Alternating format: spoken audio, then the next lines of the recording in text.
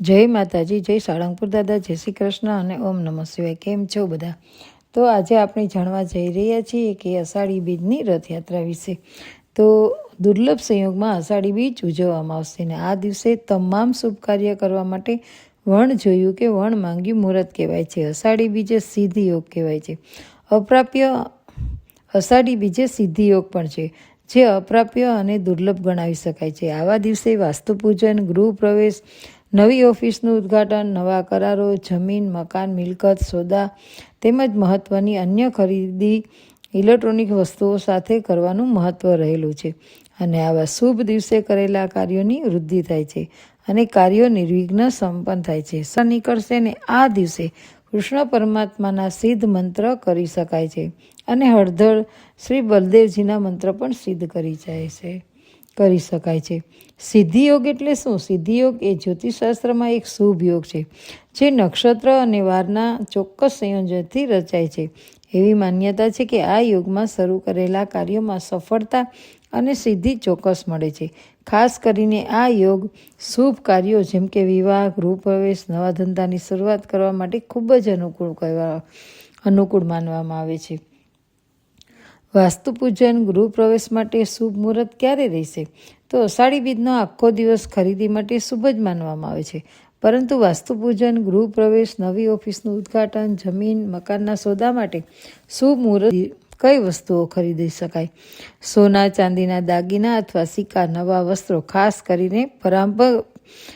કરીને પરંપરાગત વસ્ત્રો, ઘરની સજાવટ માટેની અને રસોડાની વસ્તુઓ, વાહનો તથા પ્રોપર્ટીની ખરીદી કરી શકો છો। અને કઈ વસ્તુ ના ખરીદવી જોઈએ? લોખંડના વાસણો, છરી અથવા અન્ય ધારદાર વસ્તુઓ ખરીદવાનું ટાળવું જોઈએ।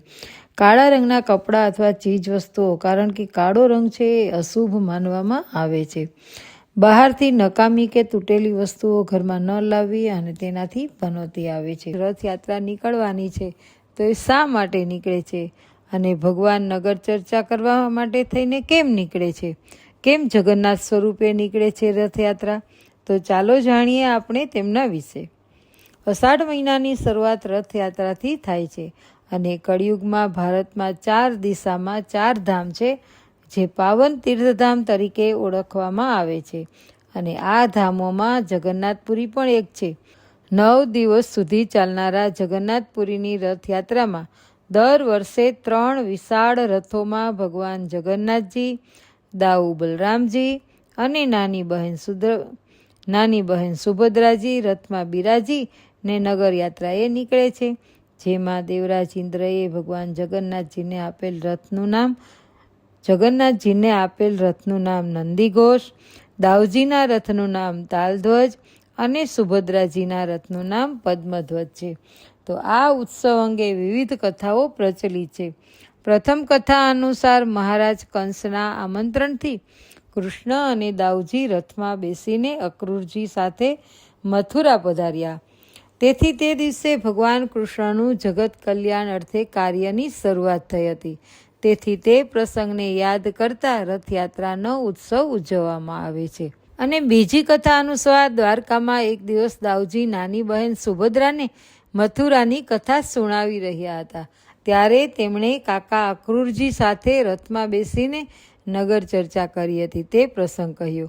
દાઉજીની વાત સાંભળીને સુભદ્રાએ પણ પોતાના બંને મોટા ભાઈઓ સાથે એ જ રીતે રથમાં બેસી નગર જોવાની ઈચ્છા વ્યક્ત કરી।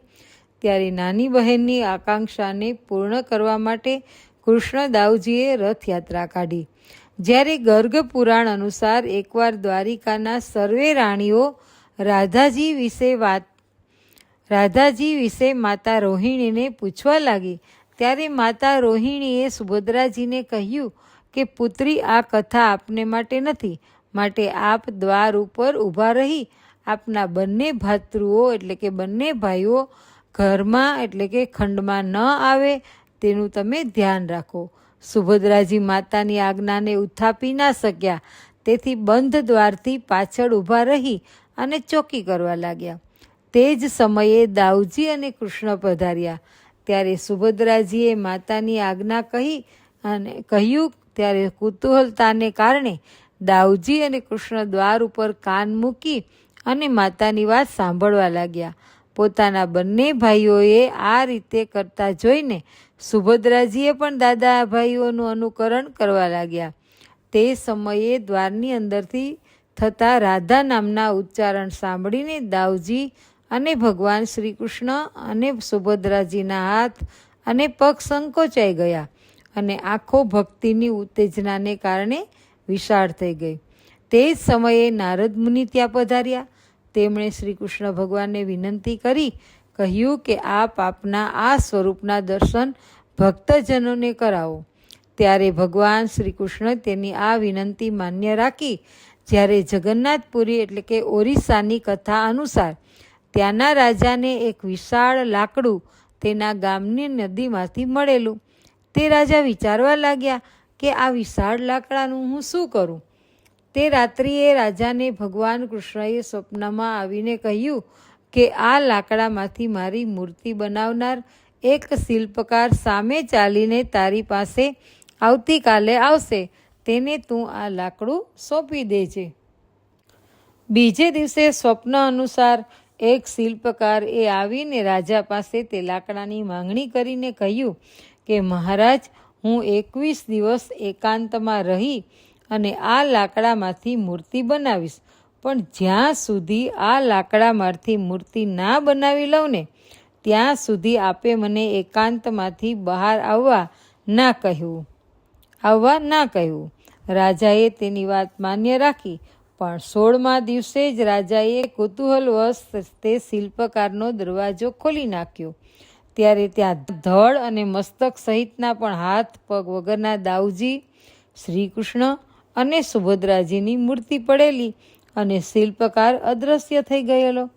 તે જોઈને રાજાને પસ્તાવો થયો, પણ વચન તૂટી ગયું હતું, તેથી તે રડવા લાગ્યા. ત્યારે ભગવાન કૃષ્ણએ કહ્યું, તું અમારી આ જ સ્વરૂપમાં પૂજા કર.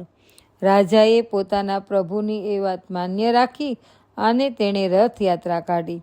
પોતાના પ્રભુને પધરાવ્યા પછી ભક્તિ આનંદને વશ થઈ અને અશ્વ જોડવાને બદલે પોતે જ અશ્વ બનીને રથ ખેંચવા લાગ્યા. ત્યારથી તે આજ સુધી નાત જાતના ભેદભાવ વગર દરેક ભક્ત સ્વહસ્તે ભગવાન જગન્નાથજીનો રથ ખેંચે છે.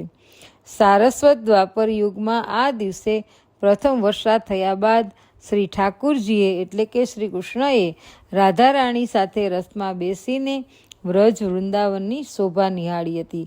ત્યાર પછી પ્રભુ શ્રી કૃષ્ણ વ્રજ ભક્તોના ઘરે ઘરે પધાર્યા અને તેમના સર્વે મનોરથ પૂર્ણ કર્યા. તો તમને આ વિડીયો કેવો લાગ્યો? વિડીયો પસંદ આવ્યો હોય તો વિડીયોને લાઈક અને શેર કરજો, અને મારી ચેનલ પહેલીવાર જોઈ રહ્યા હોય તો ચેનલને સબસ્ક્રાઈબ કરી દેજો. ફરી મળીશું નવા વિડીયો સાથે. ત્યાં સુધી બધાને જય શ્રી કૃષ્ણ.